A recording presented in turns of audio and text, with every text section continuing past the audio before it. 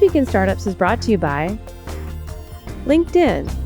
A business is only as strong as its people, and every hire matters. Go to linkedin.com/twist and get a $50 credit toward your first job post. NetSuite by Oracle, the business management software that handles every aspect of your business in an easy-to-use cloud platform. Get NetSuite's guide, Crushing the 5 Barriers to Growth, when you go to netsuite.com/twist. And HubSpot. Join thousands of startups that are growing better with HubSpot for Startups. Learn more and get extra benefits for being a Twist listener now at hubspot.com/startups/twist. Hey everybody, welcome to This Week in Startups. One of the most important things we've done over the past couple of decades is map the planet. Yes, all of the amazing things we've seen become possible because of the smartphone is in part because of mapping. Now, for those of you who are millennials and don't remember, back when you would move to Los Angeles or to any major city, you would stop and you would buy a map. And if you wanted to drive across the country, you would stop at gas stations and there would be physical maps literally next to the gas stations, next to the pumps, and you would take these pumps. And pumps, by the way, were things that put oil in cars, and those were dead dinosaurs that burned and allowed cars to drive. Of course, I know some of you don't own cars or have Teslas and drive electric. But this enabled a whole crop of startups, including location-based apps, whether it was Gowalla or Foursquare or Google Maps. Well, our guest today has made it his life's work to create these maps and create value for those people out there who are trying to navigate the real world. He worked as a tech engineer and software engineer at Google back from 2006 to 2012. And he built the infrastructure for Google Earth. Then he went on to Apple. You may have heard of that company. And was the tech lead at Apple and built and launched the 3D buildings for Apple Maps from scratch. And then he was a principal architect at a little company called Baidu. And then he co-founded and became CEO in 2016 of his own company called DeepMap. And he's doing some of the most interesting work in AI and mapping. Welcome to the program, James Wu. Thank you very much for having me here. What an amazing collection of companies you've worked for. Yes, I have spent many years in this industry.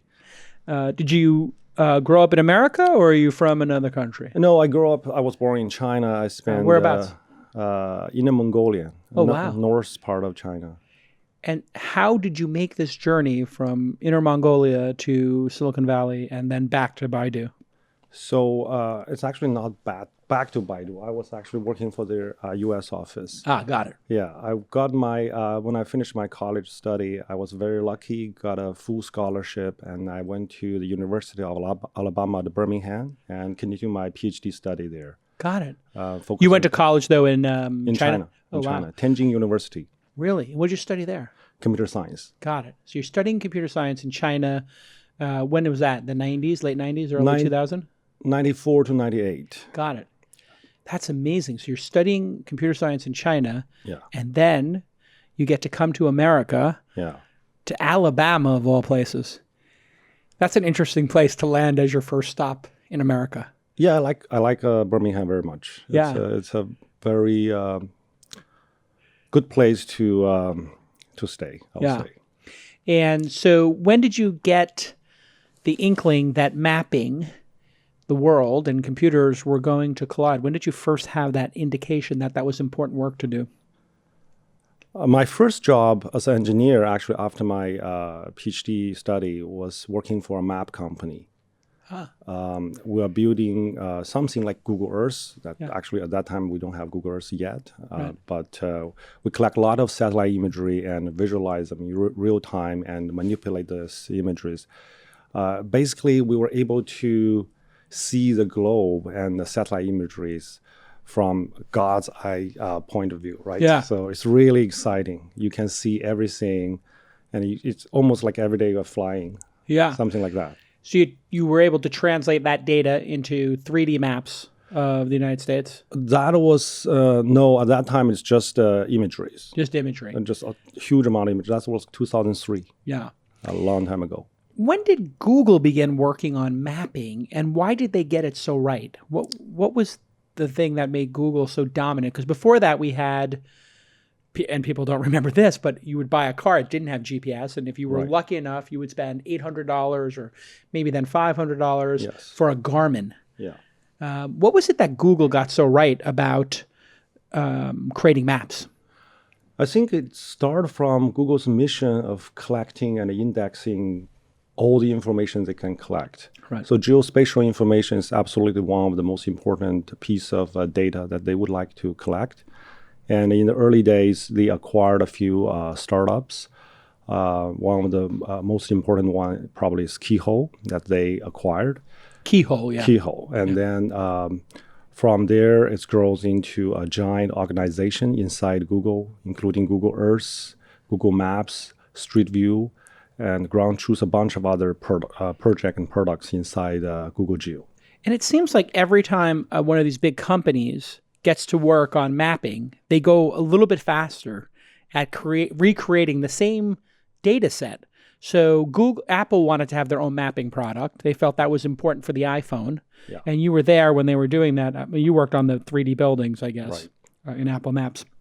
And that wasn't perfect at the start. Right. But eventually they got it really well done. Is it really easy to build these now, like a map of the Earth? No, and it's all the still a streets? challenge. Still a challenge? It's still a challenge. And actually, even when Google launched their maps, it was not perfect. Yeah. There's a lot of corner cases and regions that we don't have the perfect data to keep the map up to date and get the information right. So mapping itself is still a very challenging task, even today.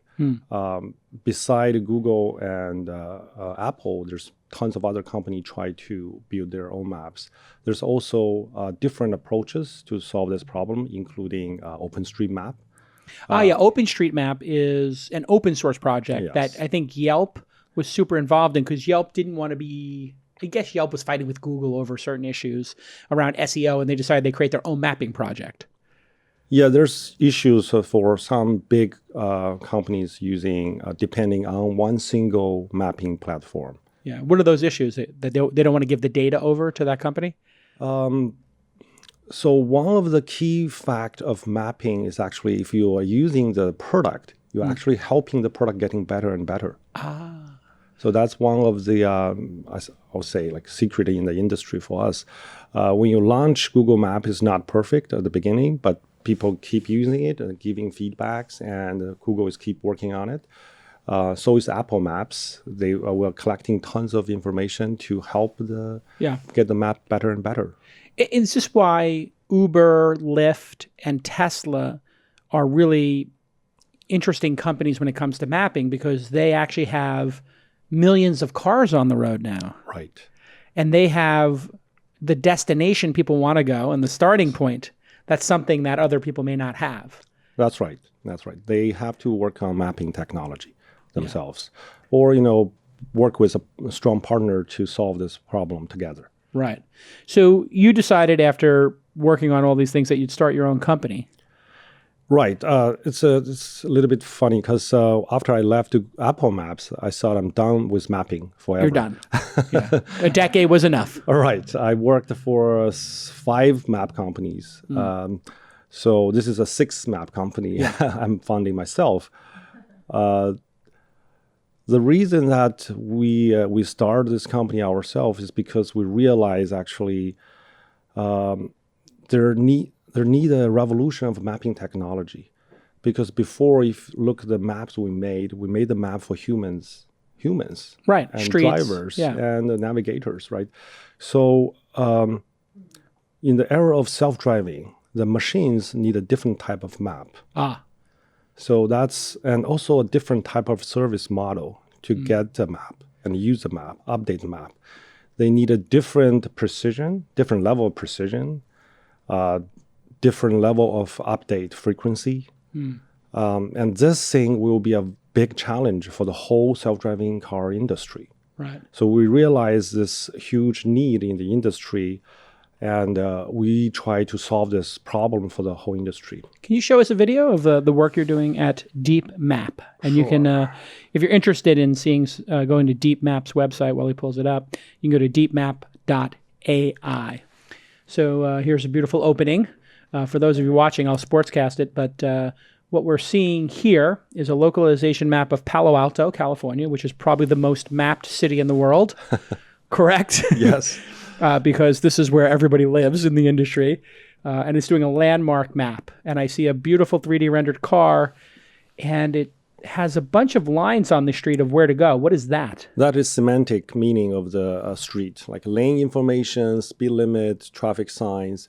And we have both a semantic meaning and the 3D reconstruction of the environment. So what does that mean in plain English? Why is this important? So for a machine map, right, the machine needs to understand both what the environment is and what does that mean, and the regulations. So that's a two piece. One piece, the environment, is the reconstruction of the environment, the street surface and the buildings and trees, their geometry, distance, this kind of information. It's a clone, digital clone of the environment.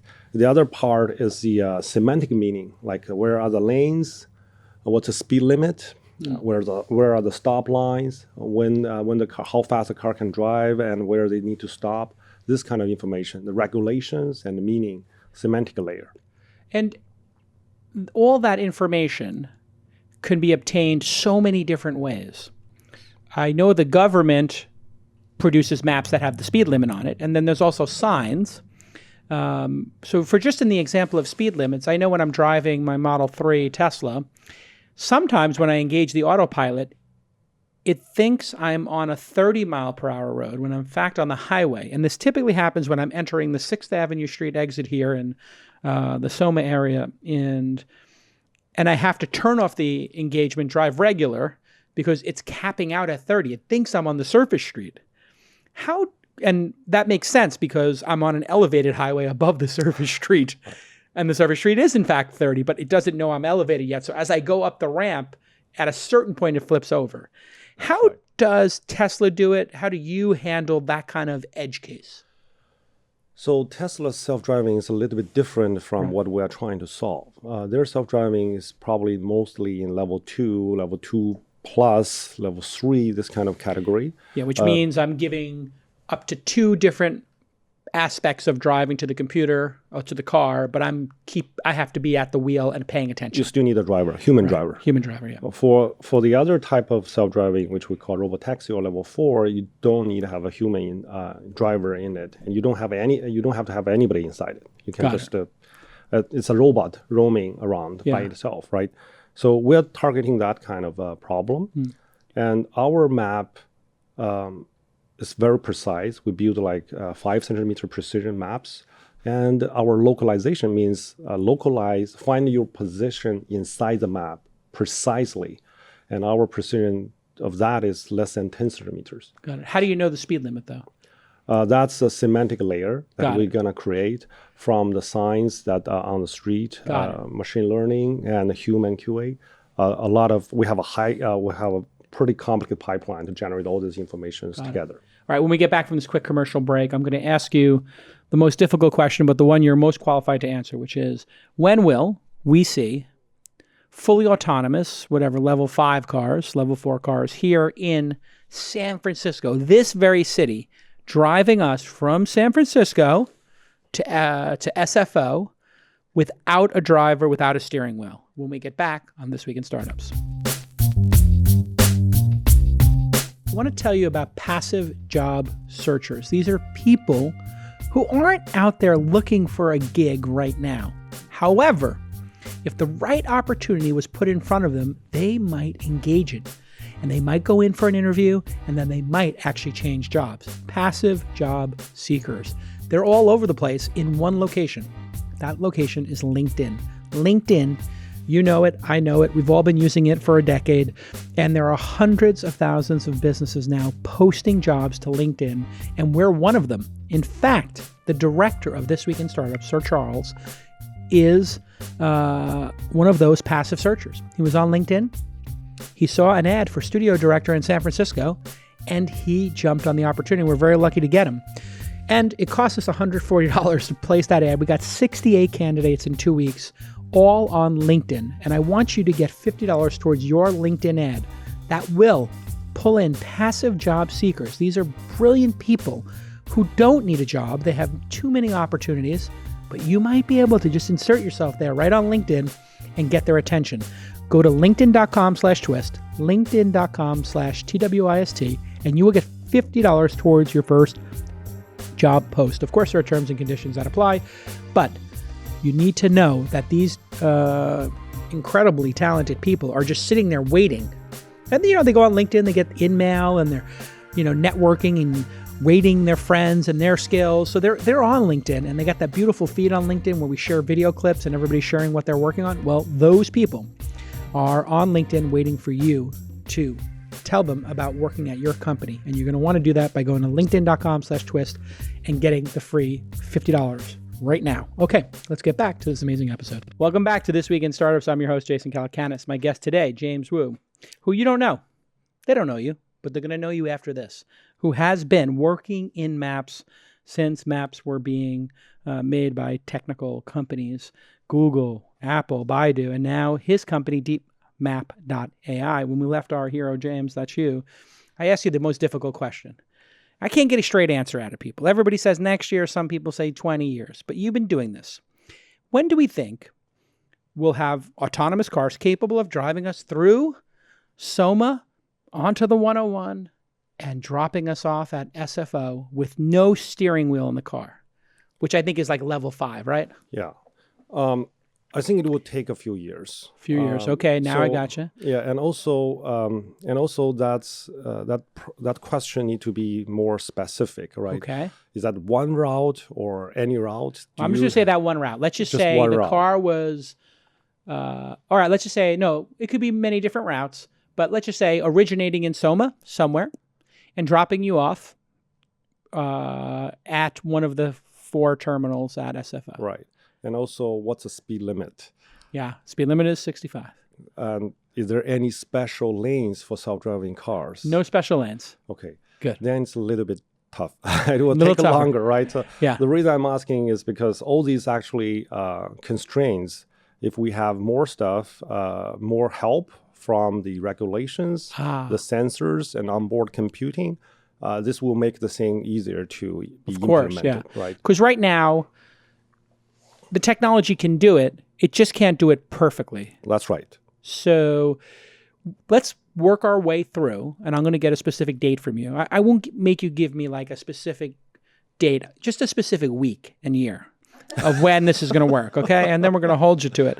But one thing you said that was interesting is obviously the hardware needs to improve. And then you also mentioned, do you have a dedicated lane for self-driving cars? That's right. Are there cities in the world that have dedicated lanes for cars today, for self-driving cars? And is that something that's being worked on by cities?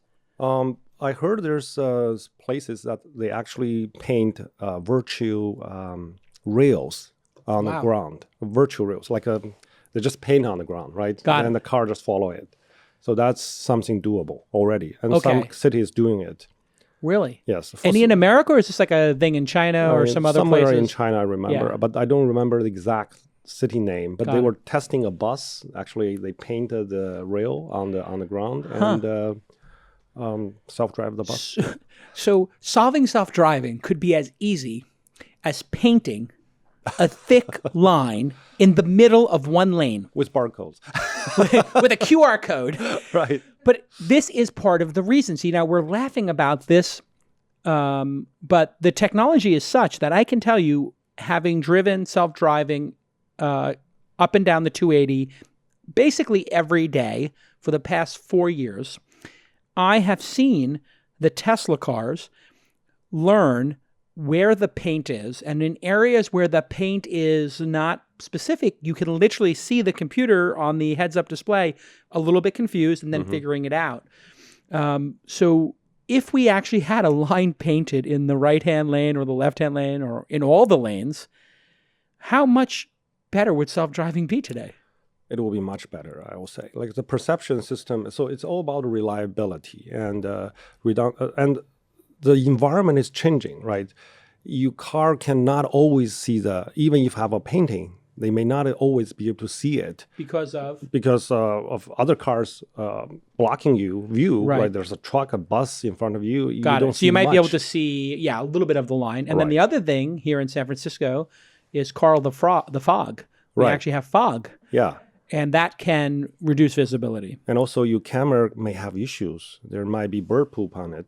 Yes, the bird poop issue is very Right. important. Yes. So fog, dirt. Dirt, all these things. So it's actually very, very challenging. That's actually part of the reason we have to have very good maps. So the map will not be blocked by a bus in front of you, right? Even your camera doesn't work, the map is still there.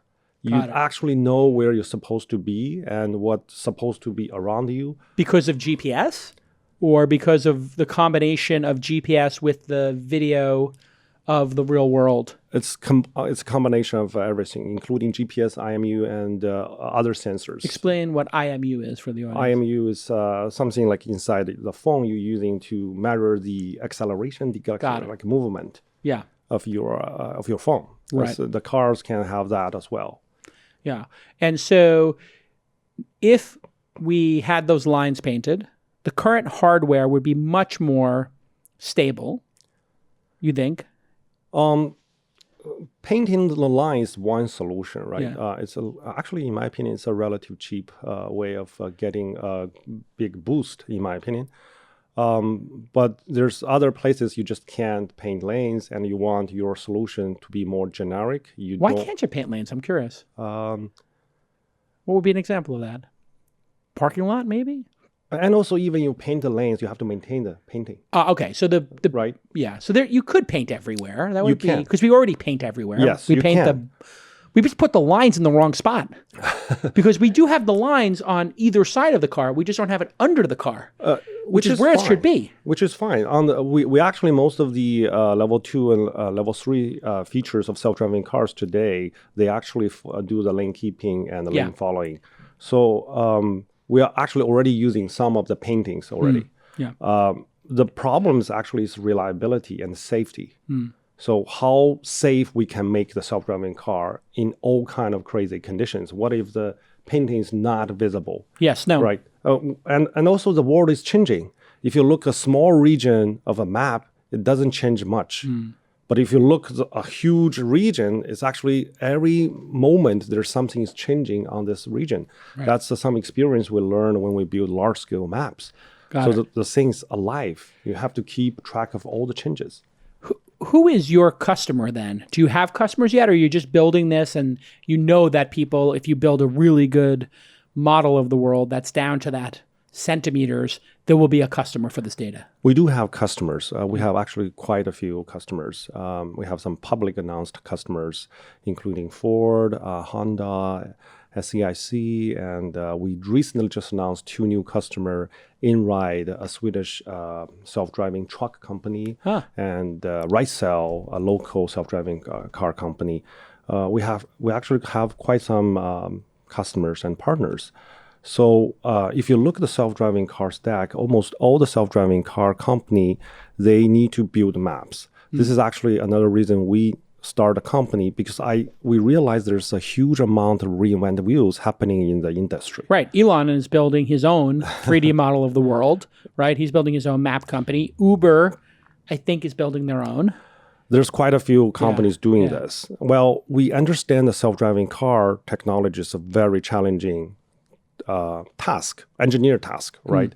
Well, if everybody's reinvent wheels doing something, then the other part is nobody is working on, or you don't have enough resource allocated to do that. Sort of like your AWS, like Amazon Web Services. Yes. If you don't have to worry about putting up a Linux server or putting up storage, right? Now the developers can work on the next task. Exactly. And you can just service everybody. How do you charge them? Do you charge them per mile driven? Do you charge them per car? Do you charge them a flat fee? Do you negotiate it every time? Consumption based, flat rate? How do you do it? We're a startup. We're very flexible. But down the road, we believe this will be a service. It's a SaaS model. And transportation will become a SaaS as well, like transportation as a service, right? Yeah. So basically, it will be a portion of the cost of running the self-driving car service. Well, you don't have the driver, but you need to pay for the machines, onboard computing power, and cloud processing, and all these checking, right? Map making. We talked before about hardware. Is the hardware, do we have more than enough hardware and processing power available to cars, let's say for, $1,000, or maybe let's say $2,000. For $2,000, which is, less than 10% of the cost of even the cheapest car, do we have more than enough technology and processing power to do self-driving, or do we have to wait another cycle, do you think? Or do we need to spend more on that in terms of GPUs? You feel like we're already there? Because I saw that some of the, putting aside processing, I saw that there are LiDAR units now that was supposed to be super expensive, but now you can get like $800 LiDAR kits. Is that true? The LiDAR price is dropping dramatically, and there's different generation of technologies coming up as well, and the price is dropping every year. It's amazing, actually. Yeah. We made some predictions before we started the company about the LiDAR price. It's actually dropping almost the same speed we predicted, or even faster. Wow. So what is it at now? Just give the audience a ballpark. If 10 years ago it was costing $50,000 to put that on, I think it was $50,000 to put it on the top of a Waymo. 80,000 probably. 80,000 for Waymo cars. Yeah, the Google self-driving cars. Right. That's what's Valentine LiDAR 64 beam. But I think today, like the 32 beam or equivalent sensors, probably you can get one around like 1/8 or 1/10 of the cost of before.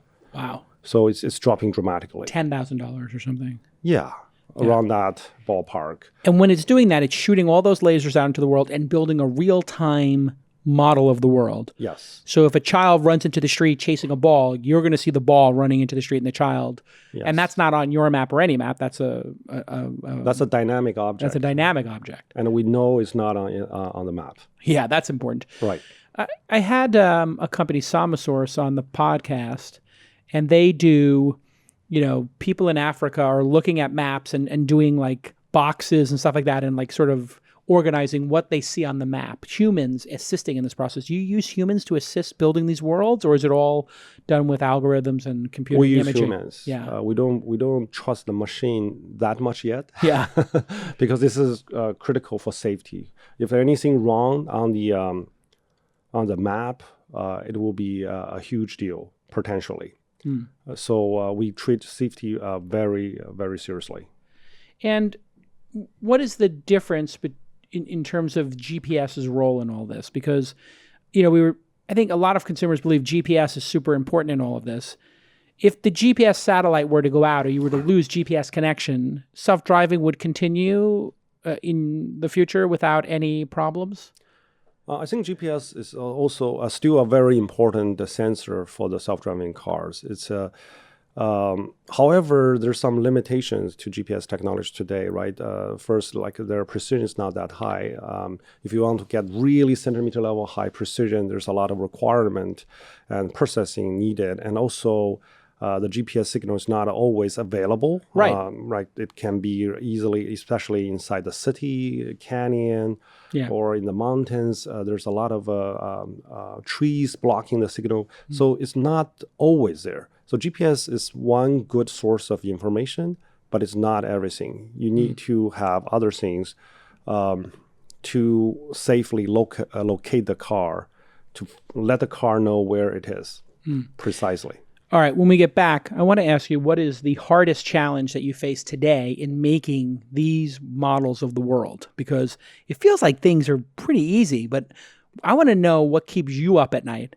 And a follow-up question, when would you let your kids drive in that self-driving car from Soma to SFO Airport? You'd put your own child in there and not worry about it. And when you would, if you had the choice, actually, I'm going to rephrase the question. I want you to tell me, if you had a human driver and a self-driving car and you had to put your child in one, what year would you feel more comfortable putting your child in the self-driving car?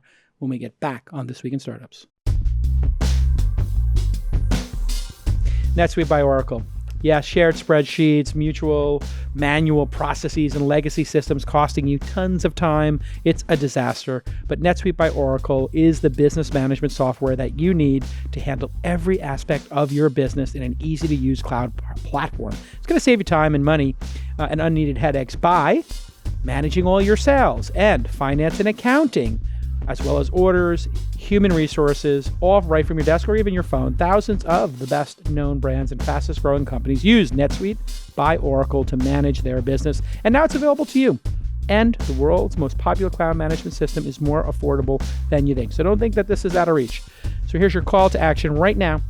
NetSuite is offering you valuable insights to overcome the obstacles that are holding you back for free. You can unleash your business's full potential with this free guide. I got it here. I printed it out. Crushing the 5 barriers to growth. You know what they are. Finding your next customer, increasing profits, cash flow, visibility. That's one you might not know about. Tackling regulations, super important, and building a winning team. You can get this guide right now by going to netsuite.com/twist. NetSuite, SUITE.com/twist. Go there now and get Crushing the 5 Barriers to Growth. It's a great report, and you're going to get a lot out of it. Okay, welcome back to the podcast. I'm Jason Calacanis. You can follow me on Instagram. I am just at Jason, Instagram.com/Jason. And there you will see me traveling the world and eating Peking duck and other incredible dishes. I had Peking duck 3 out of 5 days in Hong Kong. It's my favorite dish. They're like, you want to speak in this country, or this country this month? And I'm like, Peking duck. I want to speak in this country. I want to speak in Hong Kong. But boy, is it amazing over there. Yes. China going to leapfrog America in terms of self-driving because they have the ability for the government to make super fast decisions? That's what people tell me. I'm not sure about that. It's definitely a very efficient decision-making process, and there's absolutely strong support from the government side. Yeah. From my understanding, I think that's very helpful for the industry there. So you think it'll happen there faster? It's moving absolutely very fast. Yeah. But, there's also a lot of other things, advantages that Silicon Valley and other places has. Yeah, tell us. Like the talents and AI and also infrastructure. There's a bunch of other advantages. Got it. Show us another exciting video. I found these videos fascinating, and you can hit the pause button when you see something interesting in the video. And I have the questions I was going to ask you queued up as well. But I feel like when we watch these videos, we're going by them a little bit fast. So I want to pause on one of them, and you can tell us what's going on here. So here we are. We're going down a street. We see a bunch of a 3D model of the world, including down to the trees and the leaves. Right. This is a 3D reconstruction of the street we created. You can clearly see the color on the ground, and it's actually a 3D model. We drive the street up and down a couple of times, and then we can create this. Then we can view it from any angle we like to. And you do this with one of those cars with all the sensors on it? Right. Got it. We use a bare minimum set of sensors to make this kind of a map. And what is the detail level that you need to create a map that is capable of being safer than a human? Do you feel we've already done that? Are we already safer than humans? So I don't think the self-driving car system is safe. So it's depend on which one you're talking to, right? There's plenty of company working on this. We're not making the whole thing. We're just making the mapping and localization piece. It's a very important piece, but it's not everything. The whole thing, yeah. We needed the whole thing to work very tightly, and you have enough redundancy at every level to guarantee the safety of a self-driving car system. The redundancy is key. So if you lose GPS or if you lose a camera. Still works. Not doing anything crazy. The car is still running. Or, safely handle this kind of situation. And what's going to happen in the future if we're all sleeping in our car and it loses a camera at the same time that a GPS signal goes out for some reason? What will happen? Your alarm will go off to take over, or it just pulls over to the side of the road and flashes its flashers? What is the protocol, you think? I believe that eventually there will be remote controllers of operators of this vehicles in emergency, and human interference is necessary when situations happens. So something unexpected happens, and you'll basically hit an alarm will go off, and in some boiler room there'll be 100 drivers sitting there taking over and saying, "This is your remote driver. Everything's going to be fine. I'm pulling you over to the next Starbucks. Yeah. Would you like a latte?" Like, it's going to be that simple. It's probably not that similar to that. I think it's like basically this is like my imagination. So when you have a car actually not working and it's pulled over and the remote control will try to jump in and figure out what went wrong, or maybe they'll send another car come over and pick up you or the stuff. I asked you before the break, what's the hardest part of your job right now? What's the piece that you just can't figure out yet? Because it's pretty obvious that you'll be able to build these 3D models. Waymo has one. Tesla's building their own, and you're going to build one for everybody else to share. That's an interesting way to look at this, because Google had their own cloud. Amazon shared theirs. Everybody builds their own cloud, and then some people choose to share them. But what is really hard for you right now? What are the pieces of this that are just really difficult? For the self-driving car technology itself is very, very challenging. It's a very big pile of work. I think for us, even for the HD map making, it's also still a very big problem as well, because not only you're going to need to make the map super precise, super fresh, super reliable, and the cost has to be affordable. You can't have like a $100K LiDAR today, right? Because nobody can afford it. It's more expensive than Tesla. Right? Yeah. So you need to have the LiDAR unit cheaper. Same problem for the mapping. We need to make the map good and affordable. And we need to serve different customers, and they have different stacks. They use different software. They even use different sensors. So it's actually quite a complicated environment. We need to do a very good job to do abstraction and do the customization and the integration with our customers to get to that level of safety and reliability. What's the approximate rollout of this? Will you have the whole country in 10 years, 5 years? How long is it going to take you to do just the United States? So that's actually a misunderstanding of the mapping business we're doing than the traditional map business. We don't have to map the whole country today, because even if we map it, you don't have the self-driving car driving everywhere. Well, for the machine map, it's not a map data dump anymore. It's a part of the self-driving car's brain, handling mapping and localization and memory and prior knowledge of the environment. So it's a part of the brain. It's not a database anymore. So if you want to send your car to a different place, we'll map it there together with your car when your car is there. So we are a Silicon Valley company, but we're mapping in Canada, Japan, and Sweden, Europe, other places already. Got it.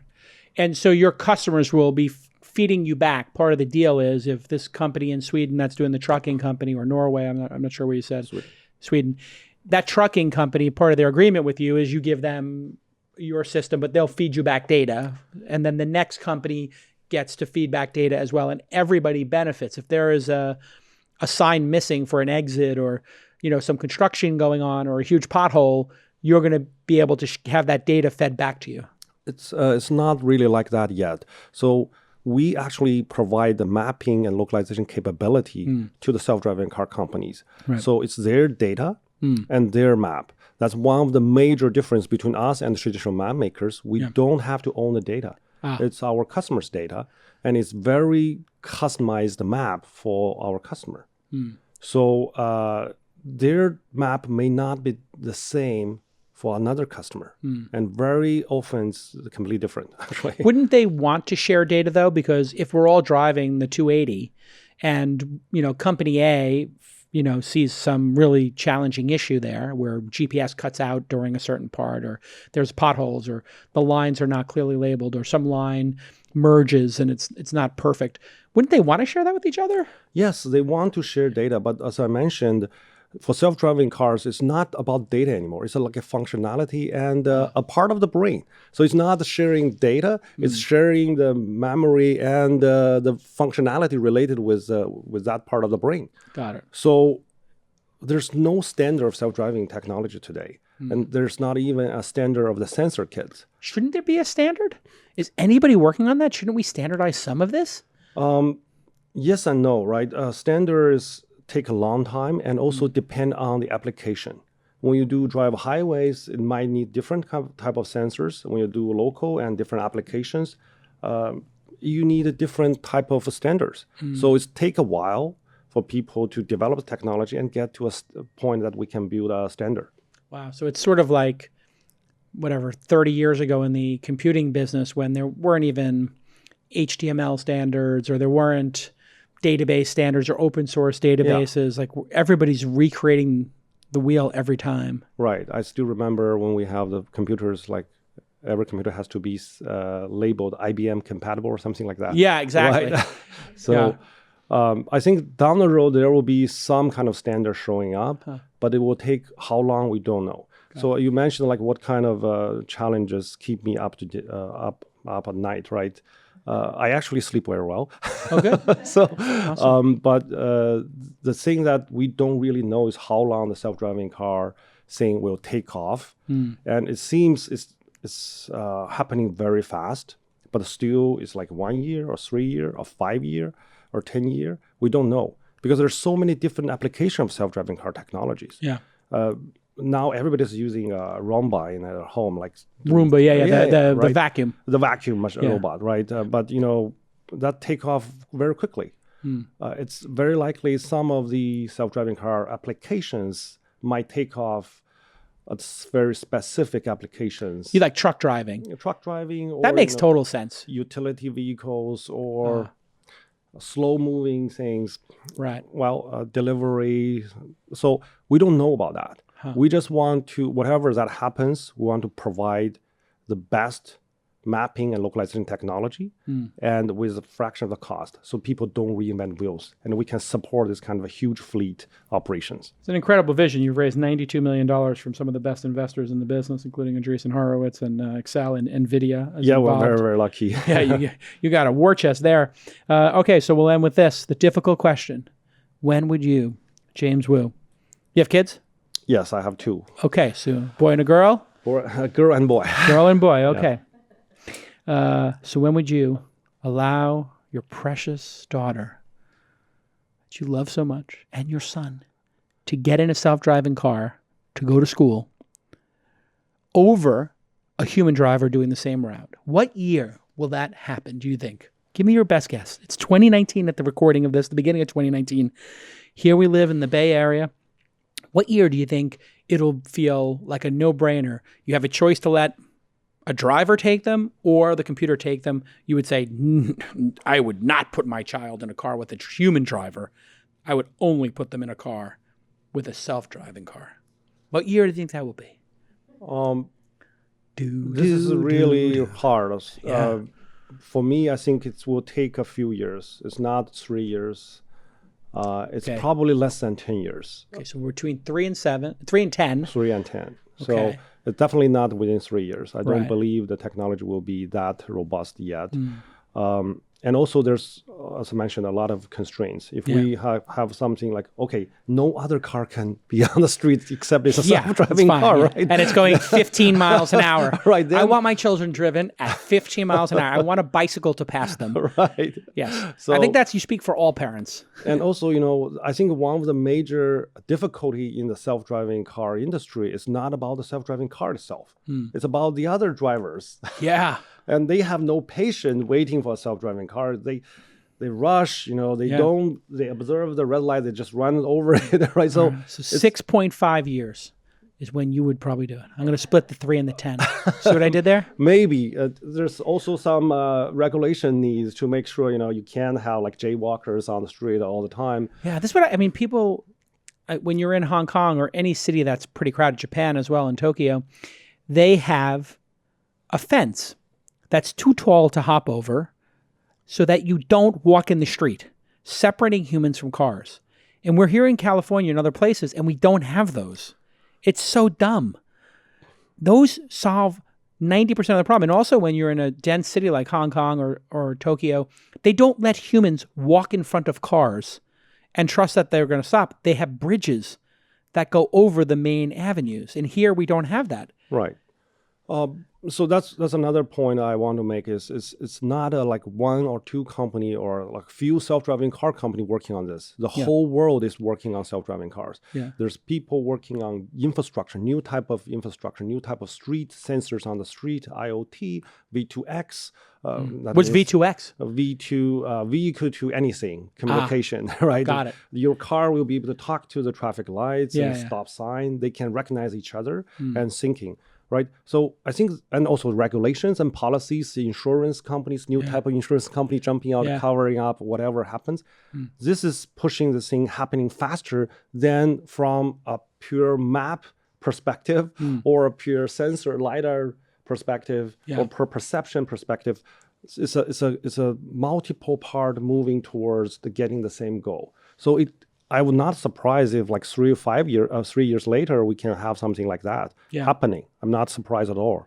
Yes, that'd be super interesting. I think some city in America needs to be super bold and put fences to fence in the pedestrians and save them and draw and paint the lines. Yeah. And then say to the self-driving folks, and it could be Austin or Phoenix, anybody with a grid. Right. And say, listen, it's going to be very hard for somebody to jump in front of a car. Right. And build bridges over the main thoroughfares. I mean, that's a no-brainer. Can you imagine in China or Tokyo, these dense cities, like if they didn't have those fences or bridges, like people would be dying constantly. The cars can't hit people in those cities because the humans and the cars don't interact. That's right. They're not allowed to. That's right. So there's a lot of things we can do to make this thing happening faster. And also, if we start rolling some region to test this, and also maybe lanes for self-driving cars only, this will help us to collect more data, corner cases, and actually train the brain of the self-driving car better. I'm going to, as my first act as mayor of San Francisco, I am going to make the 280 self-driving only. That's awesome. But that's mainly because I know people don't have self-driving cars, and I do. And I would like, no, but imagine if we did that, if we just had 101, could have both, 280, only self-driving. And then everybody on the 280 would be like, whoa, I can go faster and I can be driven. It would create this amazing opportunity for people to just zip up and down the peninsula on the 280. Yeah, it's like what happened to the electric vehicles, right? We have them had stickers, they can take the carpool lane. Yeah. And that was a huge incentive for many of my my friends. Yeah, they all bought co-founder, right? Yeah, they all bought Priuses and Teslas. My co-founder only buys electric cars, and he has the stickers. He can take the carpool lane all the time. All right. Well, listen, James, continued success with DeepMap. If you're a developer and you want to work on saving lives and helping us all be able to sleep on the way to work and play video games and our incredible future in self-driving level 4 and 5, you can help by joining DeepMap. So if you're a developer, this is a good place to work, I think. Go ahead and visit deepmap.ai. They got plenty of jobs open over there, and they just raised a ton of money. I think it's going to be a unicorn. Okay, stick with us. We've got some great content coming next. Let me take a moment to tell you about HubSpot, which we use and love here at Launch. You're probably guessing there's a theme here. We only invite people to be partners on this program if we love their product or one of our portfolio companies loves it, because we don't want to ever tell you to consider using these products if we don't stand behind them. And HubSpot is one we stand behind, because I had the founder on the podcast in year 1. And HubSpot has had an amazing run as a startup, and they have a new project. Actually, this has been around for a couple of years now that I think about it. HubSpot for Startups. And this program will help startups grow faster and scale. It's super cool, and it includes a ridiculously steep discount on the HubSpot growth platform, and all of y'all want to grow. Up to 90% off startup education and programming, and access to HubSpot's integrations at a startup-friendly cost. Thousands of startups are already using HubSpot sales, marketing, and services software, and learning from mentors associated with HubSpot for startups. I want you to go to hubspot.com/startups/twist.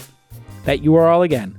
At URL again, hubspot.com/startups/twist. And if you use that link, you will be entered into a free ticket to HubSpot's 24,000 person live event Inbound, which is September 3rd to 6th this year, 2019, in Boston. Go to Boston. It's a lovely time to be in Boston. September 3rd to 6th, 2019, in Boston. I may be there. HubSpot's 24,000 person live event inbound. You're going to get that entered into that free drawing. And they do a great job. We use it here for CRM. It's fast, it's intuitive, it's robust. It's HubSpot. And go get that HubSpot for startups at hubspot.com/startups/twist. Okay, welcome back to This Week in Startups. We're doing a new style of show. We're constantly challenging our team here, Emmy Award-winning producer Jackie, Sir Charles, and nephew Nick on the program. We're all trying to make the show better and better for y'all. And one of the ways we're going to do that is by challenging the team to come up with new segments and ideas. You're all going crazy for the return of Guess the Fake Startup. It's been a huge hit. And we hope you like this new innovation, Office Hours with J-Cow, J-Dog in the hizzy. Welcome to Office Hours with J-Dog. Eric, how are you? Very well. Are you nervous? A little bit. Very excited. You're excited and nervous. Good. I like it. Your company is Swaggle. People can go see that at Go Swaggle, Swaggle, and you're a marketplace for men's fashion resale. Think Poshmark plus Tinder for men. So you allow me to take my old Armani blazer that I bought 5 years ago and I'm not in love with anymore, and I paid whatever, $600 for, $800 for, and put it on your marketplace for how much, do you think? For about $150, $200. And I usually just give that to charity, so I might be able to make a little cheddar. Exactly. Okay. And how long have you been running the Swaggle marketplace? For about a year. And we run a beta from July to November. And where are you based? We're based in Washington, D.C., as well as Los Angeles. Great. And you came out here for Office Hours? Yes. Oh, wow. Well, that's very flattering. Thank you for doing that. You're very special. My mom keeps telling me that. I guess it's true. Thanks, Mom. All right, Eric, what is your biggest challenge with Swaggle? GoSwaggle.com. Our biggest challenge, I know, you're the marketplace expert, is really to balance the supply demand. For us in particularly is how do we find the relevant sellers so that we can successfully match them with the buyers. And that's our really big challenge. So you need sellers. We need sellers. Got it. Very simple. There is a friction here for sellers. The friction, if you can remove friction for sellers, they will embrace your marketplace and you can lock them in. So when Airbnb needed people, needed hosts, one of the gating factors was beautiful photos. So they would send somebody out to take beautiful photos, right? And when Uber needed drivers, one of the gating factors was them having a car. So getting them a car to drive for Uber X was a key issue. Now, in Uber's case, my understanding, I actually heard this secondhand, so I don't have it with my firsthand knowledge. They would buy supply from existing car companies. So they would go to a new city and they'd tell a cab company, hey, can we buy this many hours from you, right? So you could sort of artificially do that. I don't think you need to do that, but you could go find people who have larger collections and say, may we come to your house on consignment, take photos of everything, and then we will sell them or donate them to charity if you have 10 pieces or more, and you will at least get the write-off, and we'll send you the note for the write-off. And then you would be clearing out my closet for me. And so you pay somebody $20 who would normally be, an on-demand worker to work for you and say, we want to clean out your closet. Who's that woman, Maria? Marie Kondo. Yeah, so you say, hey, did you watch Marie Kondo? Did you read this book? We will come to your house and do that for you for free. Right? Mm-hmm. So that would be a crazy hack because you can trade off of her name. Mm-hmm. Be careful, like marketing-wise. But if you could say, hey, if you are trying to tidy up, we'll come to your house and you can pay us $300 as a consultant for the day, or we will take your existing stuff and sell it for you. And if we make any money, we'll split it with you. Very interesting. Can I ask a follow-up? Yeah, question? please. So, I'm just brainstorming here. I'm spitballing. Yeah, so one growth hack that we've done is we've partnered with brick and mortar consignment shops to help them sell. Yeah, I was going to bring that one too. How's that gone? It was working well because we got a lot of supply. Yet on the consumer side, because each consignment shop has sort of segmented inventory, so it confuses the consumer on exactly what we're selling. Are we selling the Armani suit that you are selling, or like a Supreme shirt some like a millennial selling? Yeah, I like the idea of you finding a new channel. The problem with using one of those channels is those are savvy people. Yeah. And you're competing with them. And so while you might get a bunch of inventory, they might give you subpar inventory, and it's not proprietary deal flow. Exactly. My business here in the Silicon Valley is to have proprietary deal flow, right? Like, so that's why we do this podcast, is to get proprietary deal flow. I'm meeting you. Yeah. Your proprietary deal flow for me. I didn't get you to come visit here through some VC I know. You came here because you watched the podcast, or maybe you applied to Foundry University, something like that. You're obviously a man of refined taste. And so iTunes reviews waiting. I'm not saying that we're going to give you a This Week in Startups t-shirt if you review us on iTunes, but I'm not saying I won't. Okay? I most likely will. Yes. Yeah. That would be your choice and your choice alone. But if I saw a great review, I might. After you sell I might that autograph a suit book on Swaggle. I will sell a suit on Swaggle. I got a lot of old suits I'm looking to get out of there. But I think actually going after that high-end group and saying, use the Marie Kondo method and make money is a really interesting one. You got to be very careful using another person's name. So what you might say is, have you seen Maria Kondo's special? Do you want to tidy up? And then put a disclaimer. We're not affiliated with Marie Kondo, but we believe in her vision and we want to help you tidy up. One of our experts will come and tidy up for you and take your stuff and sell it and then charge for it. And see if you can say, tidying up expert, doing the Marie Kondo method, $300 a day. Because I know my wife, when we were doing this reorganization and we moved houses, was looking for somebody like that. And what we basically did was, we just had a friend of ours who was looking for some work. We gave her the job of doing it, and we told her, read the book, and we're going to do this process. And she read the book, and we did the process. And it was really good for us because we looked at stuff and like, do we love it or not? Do we need it or not? We got rid of it. So that could be the ultimate hack. But that's what you want to do, is start thinking of hacks the same way Airbnb did, and test them and see which one works. You might actually get people to pay you to put inventory on it. That would be incredible. So let's say if we do that, we've solved the supply problem, right? Right. On the demand side, what type of content should we create to really understand our CAC?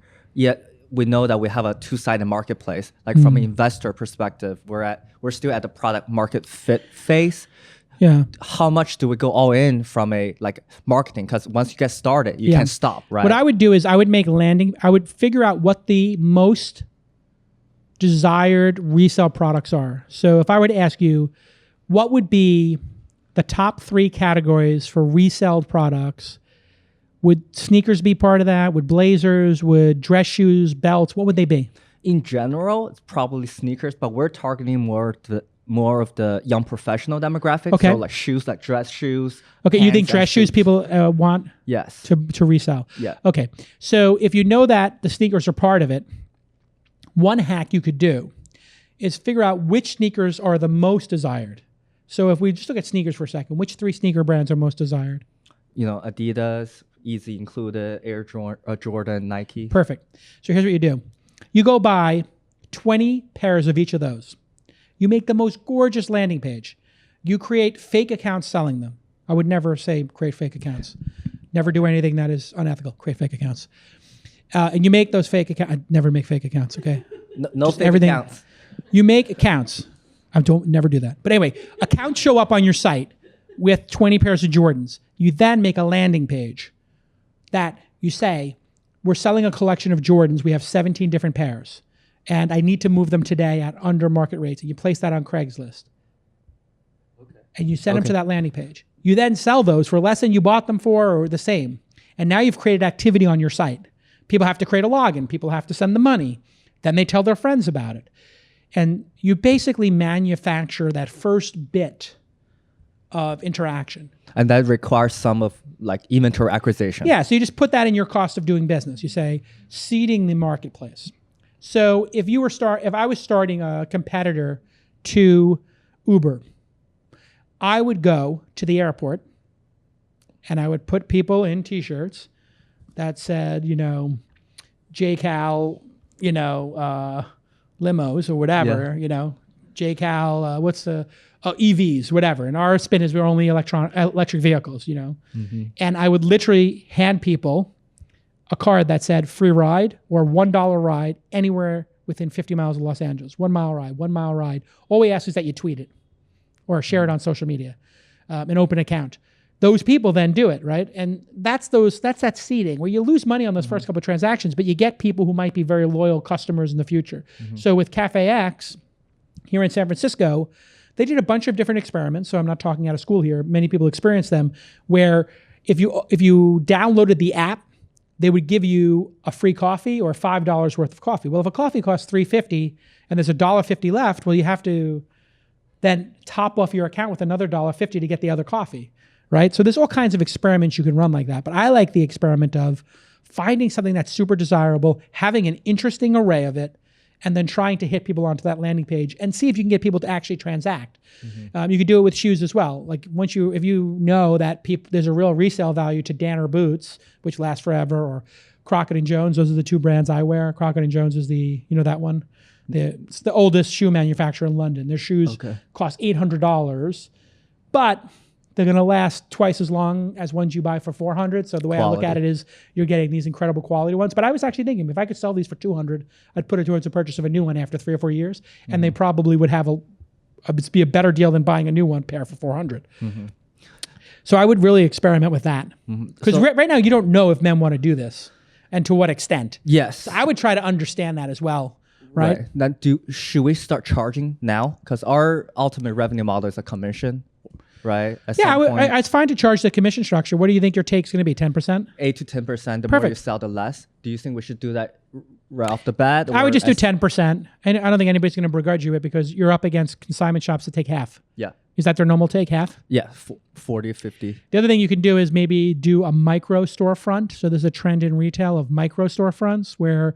Like a pop-up? Like a pop-up, but even a sustainable one that only costs $1,000 a month or $2,000 a month. So you could say, what is my acquisition cost of having a space that cost me, let's say $3,000 all in a month that I use as my office space in the back and that everything, and it's on Abbot Kinney in Los Angeles or it's on Montana Avenue and people can drop their clothes off and they can join there. And so you can look at a company called The Stylist LA that has 2 of these micro pop-ups and we're investors in them. And you're seeing a lot of brands look at retail, including Amazon, as a break-even or a way to acquire customers, right? And this is where the experimentation in CAC but you have some work to do on, I think, establishing that this can work. And that's what I like about you picking 10 categories, spending $500, say $1,000 on each one in inventory, and then marketing those pages and learning where the margin is. In your personal opinion, do you believe that the closet sharing, especially for men, there's a big enough market? I know for this man there isn't, but for this man 20 years ago or 30 years ago, yes. So when I was coming up in the world, if I could buy a used Armani suit or Hugo Boss suit and it just cost a little alteration, I would do it. Yeah, of course. We were just too poor. We're young professionals. Yeah, you're not going to, I mean, rich people are just like, they all they care about is how much time they're saving and how bad their clothes make other people feel when they wear them. That's all they care about. True. Right? They wear expensive stuff to make other people feel small. It's perception, right? Right. They want to wear Prada sneakers that have the little red dot in the back or the Isaie little logo here. I got my first Isaie blazer. And then I realized it's just a pin. So I stole 4 pins when I was at Barney's and I put them on my suit supply suits. So now I'm just wearing those. But it's strictly to make people feel bad about the fact that they can't afford a $3,000 suit and I can. We also have a Swaggle pen. I didn't do that. Give it to you I did think about doing that though. I just thought somebody should sell the Isaie little coral, the red, I'm talking about the red coral logo? Yeah. Like that should be your business is just selling those. We have a Swaggle pen. I'll give it to you. Put the Swaggle pen on everything. I'm kidding. Don't steal the Isaie pins because that devalues my blazer's ability to make you feel bad about yourself. I'm joking. I'm not joking. That's kind of why people do it. No, there's some of these are like I just got 2 Xenia suits and they're incredible, but I could never afford those when I was younger. But I can see that I will keep those Xenia suits for 4 years or 5 years. And what I do is I donate them because I think, well, it's kind of cool and dope of me to donate that to somebody who maybe is coming up in the world. But if I could sell it for $400 and get back 15% of what I paid for them or something and put that towards the next suit, yeah, that might be cool. Like I traded my old iPhone, right? Yeah. I kind of look at it like that. Same. Like Same. we truly believe that, especially men, we have so many clothes in our closet that we don't wear. That might be an interesting way to These are frame it, is to assets, tell right? people if they donate the clothes or they give you the clothes, you'll give them $100 gift card to Barney's or to Amazon, because they might value the gift card more than they value the clothes. So you say to them, hey, we're going to do the Maria Kondo method with you, but we're going to give you a gift card of just as a thank you for And not donating the even clothes. a gift card of Swaggle, but something they know, like Yeah, just here's a Amazon. $100 gift card for these 10 suits you gave us, just as a thank you. I'm like, oh, that's dope. I got something for them, and they're going to give them to charity or try to resell them. So you Great tell them, idea. we're gonna try to resell them or give them to charity. This is how we're able to do the discounted Maria Kondo method. And here's a $100 gift card. That's what we think the value is. So you got to have like a little bit of cheddar to play with, but do those experiments and good luck with it. Thank you. And you should definitely come to Founder University. So talk to Jackie about that.